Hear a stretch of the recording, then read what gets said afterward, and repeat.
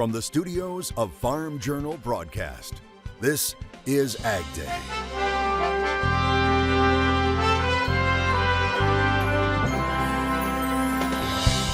Business in the front, party in the back. We visit this year's Pennsylvania Farm Show for a look at a first-of-its-kind competition. Taking sorghum to the next level, see what's going on in Kansas. More winter weather moves in, and there's the potential for a bomb cyclone. It's going to be nasty. As USDA prepares to put a wrap on 2023 harvest. It could be a big wild card. The changes we could expect to see this report day, right now on AgDay. AgDay, presented by Pioneer. What's next happens when blood, sweat, and tears meet rain, wind, and sun. Pioneer. What's next happens here. Good morning, I'm Clinton Griffiths. Later today, USDA will release its final production numbers for the 2023 crop year. But it will also provide an update on what remains in the bin. AgDay's Michelle Rook joins us, and Michelle will also get some key numbers about South America's production right now. Clinton, today will be one of the busiest report days of the year for the grain markets, with several major reports being released. So what is likely to move the market? Trade guesses indicate only minor adjustments to U.S. balance sheet, so traders are going to be watching closely those South American numbers and especially the quarterly grain stocks. USDA's annual production summary provides the final crop estimates for corn and soybeans for 2023. However, the average trade guesses indicate they aren't expecting much change. There's probably not going to be a huge shock on yields, touch higher, touch lower. Probably not going to be much of a change on acreage, maybe a small tweak here and there. The demand side, same, small tweaks here and there. On South America, analysts say USDA needs to come down on Brazil production due to the drought. They're above private estimates and nearly 6 million metric tons higher than CONAB on soybeans and over 11 million metric tons higher on corn. Global production, the South American production numbers, in particular Brazil, those are too high from where USDA was in December, but they're not likely to get down as low as the private estimates. The biggest surprise historically has been in the quarterly grain stocks, especially corn stocks. It could be a big wild card because the proportion of on-farm storage versus commercial storage, and we've seen a real uptick in the cash corn basis recently. Winter wheat seedings will also be released and are expected to be down from last year. Winter wheat acreage, it's probably going to be down somewhere in the neighborhood of 800,000 acres to 1 million acres. And I think that everybody's kind of anticipating that. Bearish reports have already been priced in, but Grady says with grain struggling to attract buyer interest, bullish data is likely needed to put in market bottoms. I'm Michelle Rook reporting for AgDay. All right, thanks, Michelle. And just as soon as those numbers are released, look for them on AgDay's social media channels, and we'll have full analysis on Tuesday.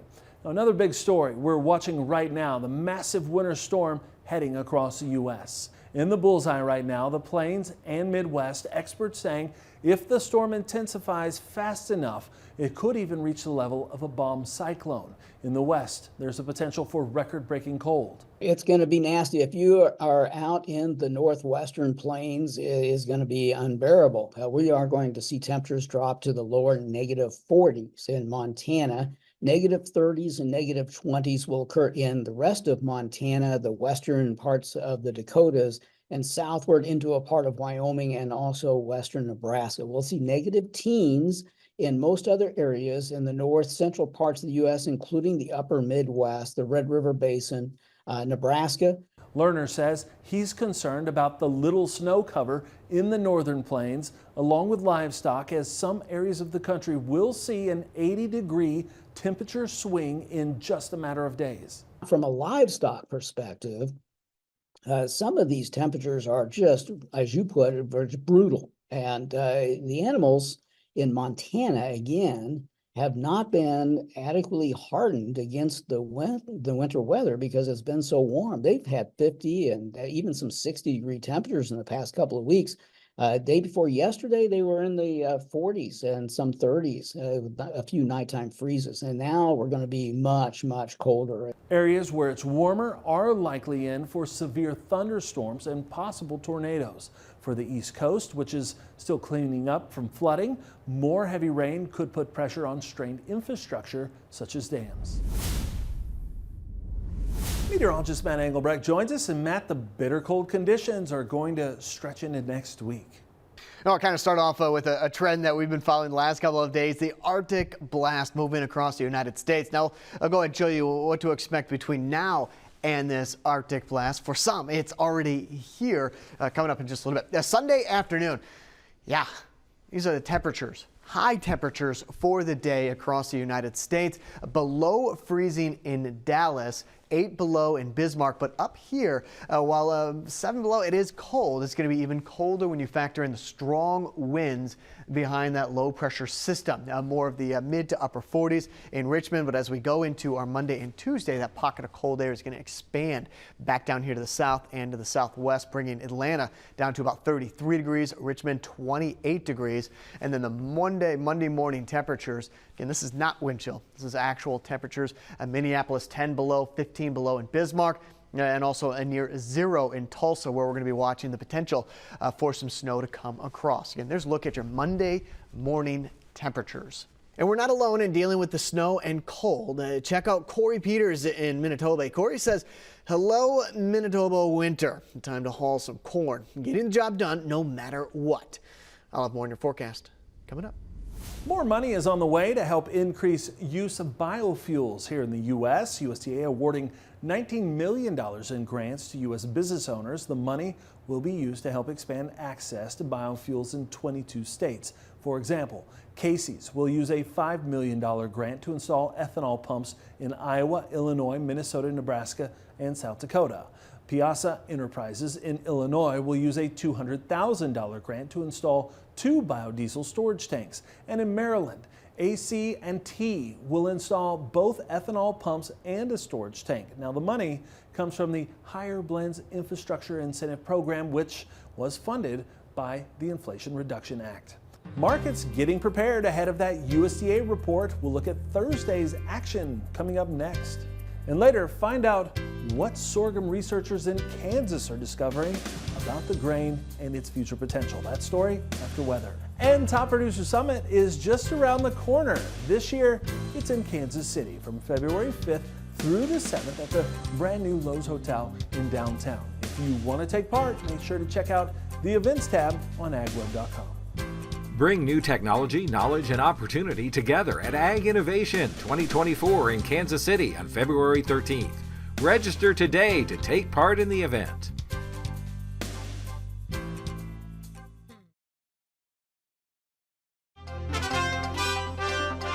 As low water levels persist along the Panama Canal, one of the world's top shippers has come up with an alternative. Maersk announcing it has decided to move some products by rail in order to keep moving things across Panama, bypassing the canal. The rail line will cover the almost 50 miles of Panama's terrain. Canal officials significantly reducing shipping traffic on the major waterway due to low water levels caused by drought. Maersk says the rerouting could lead to some delays for southbound vessels. The decision by Maersk adds a new dimension to the shipping industry, which is already dealing with issues related to reduced canal passage and the avoidance of the Red Sea and Suez Canal due to attacks by Houthi rebels. Soybeans move higher on Thursday for the first time in 6 sessions, but what could the release of the supply-demand report from USDA later today mean for markets? Michelle Rook is back with more in Markets Now. Welcome to Markets Now. I'm Michelle Rook with Rich Nelson with Allendale, and we had a higher day in livestock greens, leaning mostly lower except for some fractional gains in soybeans. And Rich, let's talk about the activity in the grain trade. Obviously, the market gearing up here for the big USDA data dump. It certainly is. And, the story for these grains is actually relatively clear cut.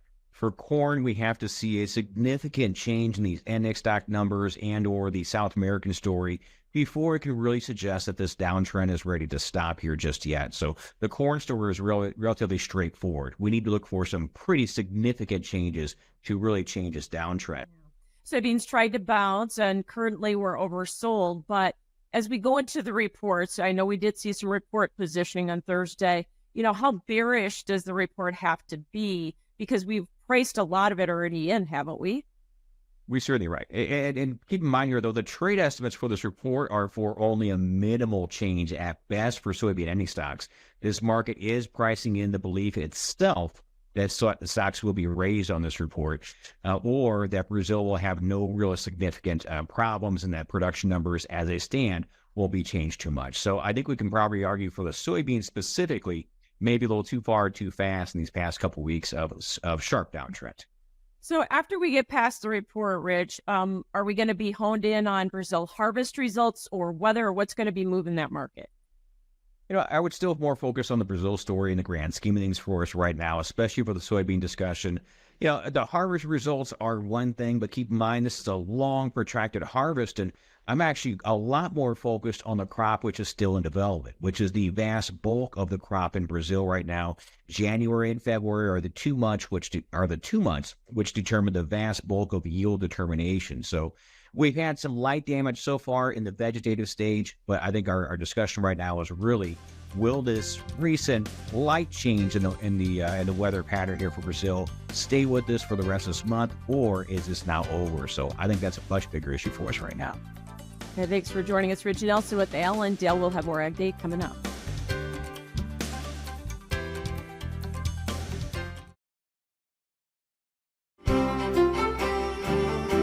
Coming up for our Friday, a system we've talked about all week long on the heels of, this is the third of three. And then once we get through the weekend, could see another shallow system bring some snow in and across Oklahoma, Texas into next week.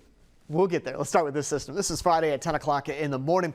A sharp dividing line between the snow and the rain. So right now it's all dependent on where that low tracks, because on either side of that dividing line, that's where you have intense snowfall or intense rainfall. And I don't want to just gloss over what's happening back down here to the south. Once again, Friday and into Saturday, early Saturday morning, severe weather potential is there. I could continue to see some strong thunderstorms develop in the warm sector of this low pressure system. But again, back to what's going on around the center of this low. Notice how tight these white lines are. I mentioned that a little bit ago. The wind, not only in the Midwest, but back out here towards the west, is going to be pretty significant with this low pressure system. As we advance this into your Saturday morning and Saturday afternoon, and we start to even these lines out just a little bit, but in and around this circle, this counterclockwise flow, may start to see some lake effect snow.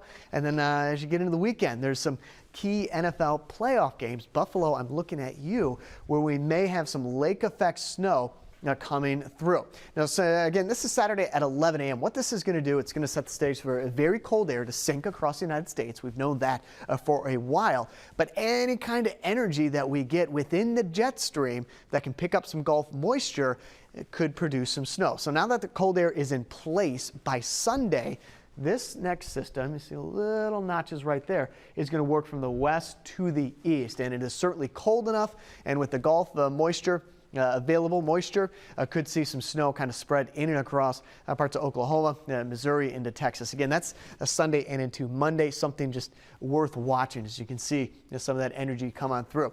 It's not a lot, but it's enough to make a big difference in those locations, especially Sunday night and into Monday with the chance of maybe some snow coming down. Again, there's Sunday at 7 p.m. You look at the jet stream for your Friday, and it looks very similar to what we just saw there. Cold air sinking. We call this Grimace, the purple. The Grimace sitting back up here into Canada, continuing to rotate that cold air in and across parts of the United States all the way through Thursday. Goldsboro, North Carolina, beautiful part of the country. You got some light rain in the evening, high of 63. Wait on that cold air this weekend. Speaking of cold air, Fargo, much colder ahead, high of 8, a low of 2 below. Harlan, Kentucky, rain with 54. Researchers are finding new uses for an ancient grain. We have an update on sorghum next. And later, some call it the perfect haircut. Business in the front, party in the back. We'll show you the winners from a first ever mullet contest at the Pennsylvania Farm Show in the country.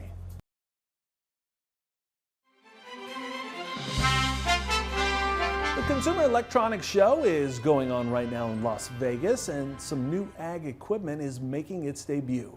Doosan Bobcat showing off the industry's first autonomous and electric articulating tractor. It's the Bobcat AT450X. Now, it partnered with AgTonomy, a Silicon Valley-based ag tech software company, to make it happen. The company says the tractor is designed to autonomously or remotely carry out farm tasks in compact applications, including vineyards and orchards. The farmers can remotely tell the tractor to do things like mowing, spraying, precision weeding, along with moving things around. Now, it says it is capable of operating around the clock just by swapping out batteries. Sorghum is a resilient crop that has many uses, everything from livestock to ethanol to a whole grain we eat.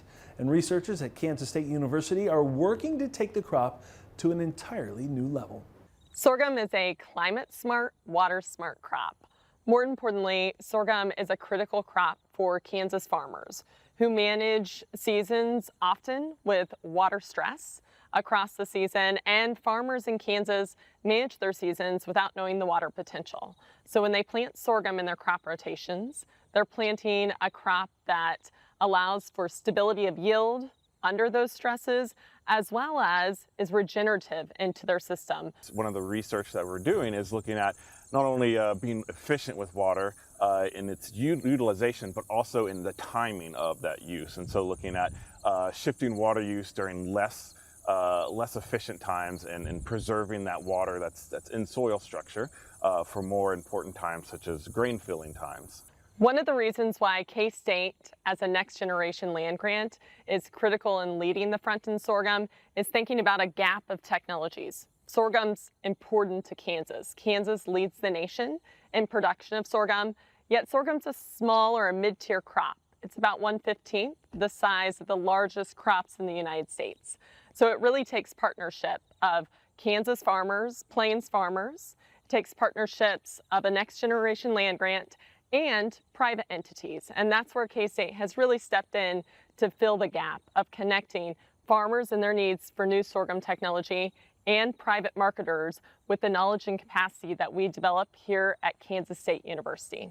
We're also starting collaborations up with different end users of sorghum, and so working with people that are working in the food industry with sorghum, as well as the cattle production, and trying to increase the effectiveness and the utilization of sorghum in these spaces to try to increase the footprint, that impact that sorghum can have from coming out of producers' fields. USDA has a keystone program where they fund crop improvement that looks to link the knowledge of public capacities that happen at next generation land grant universities like K-State to realized technologies in farmers' fields with partnerships across the span of actors there.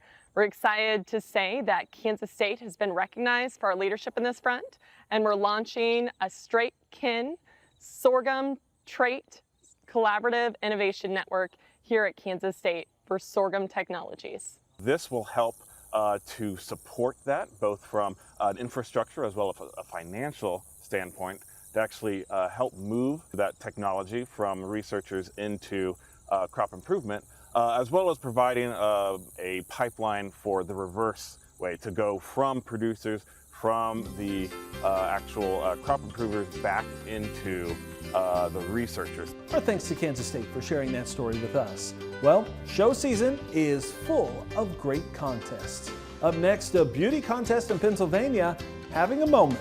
We'll take you to the stage next.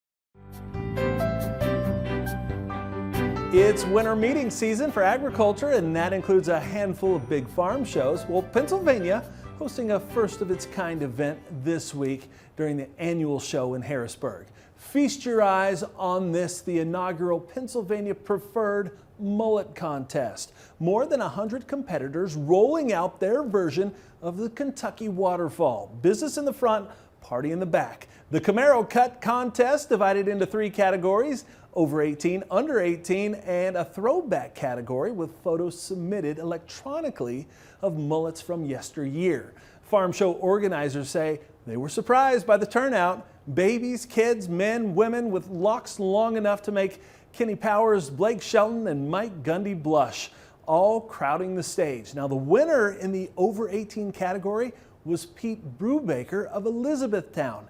He went on to the grand prize, winning Best in Grow. His flag-themed shirt and chants of USA with the crowd helping to push him near Joe Dirt fame.